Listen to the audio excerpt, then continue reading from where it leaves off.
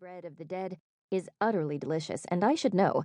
I've eaten loads of it over the last several weeks, readily ditching dieting aspirations for the sake of taste testing. Imagine a French brioche, soft and golden with sinful amounts of butter and eggs. Then imagine that same pillowy bread scented with orange zest and anise seeds, and shaped in the form of a toothy skull. That's Flori's pan de muerto. Our customers at Tres Amigas Café beg for it, and Flori has taken home blue ribbons and baking contests from Taos to Albuquerque. The last 2 years, however, Flori has lost to Gloria Hendricks. That's where my fib came in. I feared that Flori might be defeated again, and I didn't like it any more than she did. I wasn't upset because Gloria was a relative newcomer like me. I didn't mind that she was from Texas, a state that native New Mexicans like Flori loved to loathe. I didn't even care that she was a flashy socialite who threw around her money and influence. What bugged me was Gloria's boasting, her bragging about a bread that, if the rumors were true, she didn't make herself. Word in my culinary circles was that Gloria's housekeeper, Armida, baked the victorious loaves. So far, I hadn't sifted out the truth. However, Armida flees across the street whenever she sees me or Flori coming. This, in my mind, is evidence enough of Armida's co-conspirator guilt. Flori wasn't fooled by my words. I might not win, Rita, and I wouldn't mind being beaten by Armida if she entered in her own name. She comes from a cooking family. Her mother did a fry bread that could make grown Navajos weep. She picked up her bag and took off down the street. I had to jog to avoid being bested by a petite octogenarian with bad knees.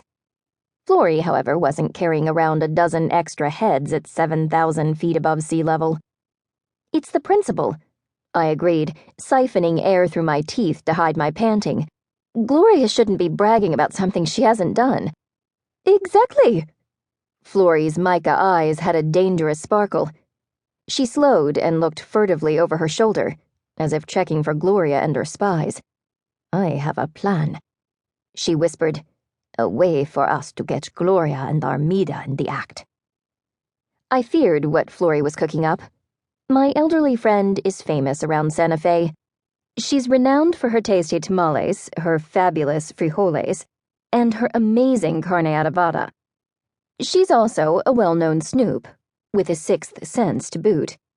When I started working at Tres Amigas, just after moving to Santa Fe some 3 years ago, I had no chance of hiding my own sleuthing tendencies from her. But I was always a reluctant sleuth. And now I was giving it up for good. If only Flori would listen. We'll get out my new zoom lens, she was saying. Then we wait until dark and hoist you over Gloria's garden wall.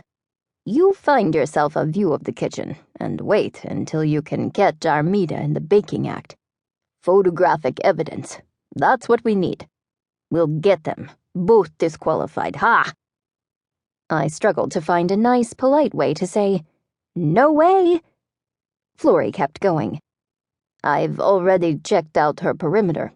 No sharp, pointy bits on the wall that I can see, and all those home security signs are probably fakes. But, Flori, don't worry, Rita. I'll fix you some snacks in case you have to stay out there a while. What would you like, Frito pie?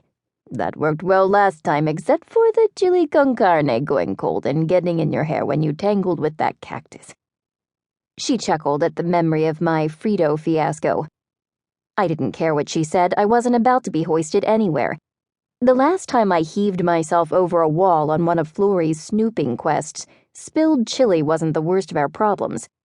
Drug dealers were, and we hadn't gone looking for them in the first place. That was the old me, though. New me wouldn't chase after criminals or stick her nose into investigations or sit out in coyote country with snack food. New me would embrace low-stress hobbies, like landscape painting or herb gardening or perhaps yoga. Flori was eyeing me expectantly, tugging at my resolve. I didn't want a cheater to win either, but there had to be a better way to reveal Gloria's deceit. I needed to squelch this plan before it got started, or at least change the subject. I looked around for another distraction. This time, however, I was the one distracted. A silhouette approached us, backlit by the afternoon sun and framed by the covered walkway along